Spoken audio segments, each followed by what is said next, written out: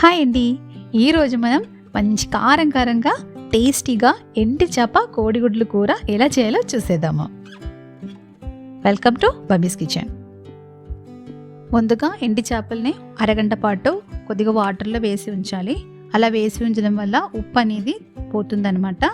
తర్వాత బాగా క్లీన్ చేసి పక్కన పెట్టుకోవాలి.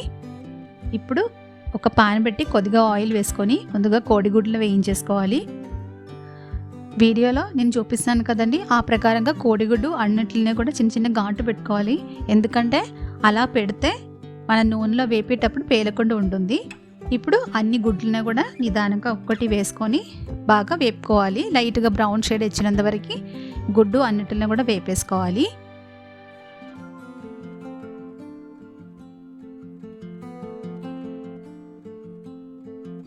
ఇప్పుడు ఇది వేగిపోయిన తర్వాత ఒక బౌల్లోకి తీసేసుకుందాము.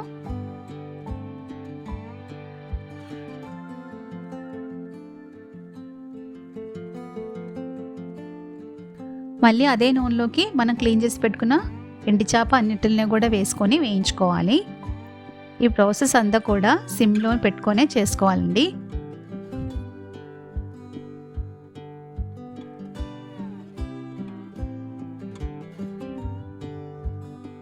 ఒకవైపు వేగిన తర్వాత తిరిగేసి మరోవైపు కూడా వేయించుకోవాలి. ఇలాగా ఎండు చేప అన్నిటిని కూడా నిదానంగా వేయించుకోవాలి. నేను అన్నీ ఒకేసారి కాకుండా 2 సార్లుగా వేయించుకున్నాను. ఇప్పుడు ఈ ఎండు చేపలన్నింటినీ వేయించుకున్నాక ఒక బౌల్లో తీసుకొని పక్కన పెట్టేసుకోవాలి.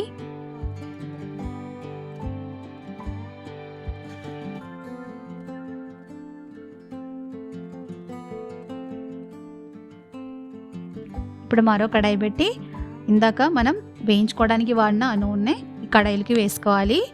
అలాగే చాప్ చేసి పెట్టుకున్న ఉల్లిపాయలను కూడా వేసుకోవాలి. ఉల్లిపాయలతో పాటు కొన్ని పచ్చిమిరపకాయలు, చిటికెనంత మెంతులు, కొద్దిగా అల్లం వెల్లుల్లి పేస్ట్ కూడా వేసుకొని ఒకసారి కలబెట్టేసుకోవాలి.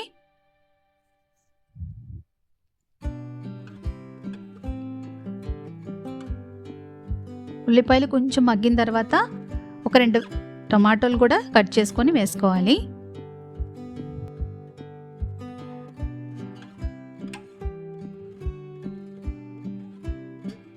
అలాగే రుచికి సరిపడినంత కారం, పసుపు కూడా వేసుకోవాలి.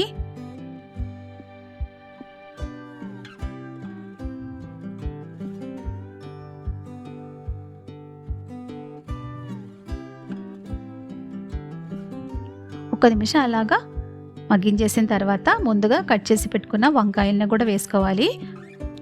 కొంచెం ఉప్పు కూడా వేసుకోవాలి. ఉప్పు కొద్దిగానే వేసుకోండి. ఆల్రెడీ ఎండు చేపలో కొద్దిగా ఉప్పు ఉంటుంది కాబట్టి. ఇప్పుడు ఒక్క 2 నిమిషాలు అలా మూత పెట్టి మగ్గించుకోవాలి.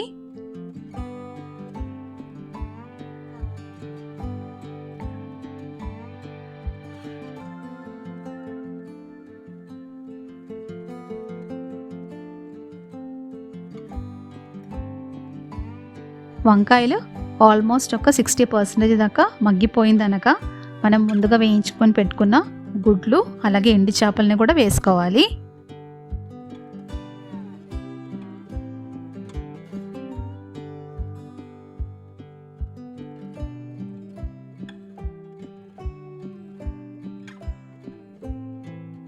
ఇప్పుడు చేపలు విరగకుండా నిదానంగా కలుపుకోవాలి.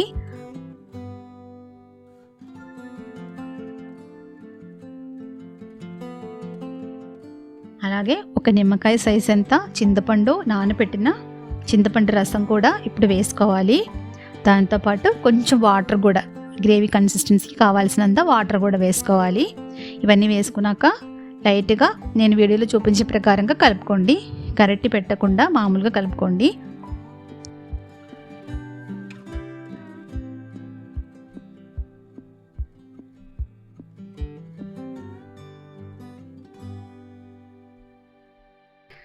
ఇప్పుడు ఒకసారి సాల్ట్ సరిపోయిందా లేదా అని చూసుకోండి.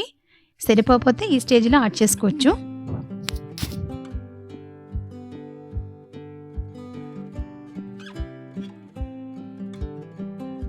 మన ఎండు చేప కోడిగుడ్లు కూర అయిపోయిందండి. మీకు కూడా ఈ కర్రీ నచ్చినట్లయితే మీరు కూడా తప్పకుండా ట్రై చేసి చూడండి. ట్రై చేసిన తర్వాత మీకు ఎలా కుదిరిందో అనేది కామెంట్ బాక్స్లో తెలియచేయండి. Thank you so much for watching.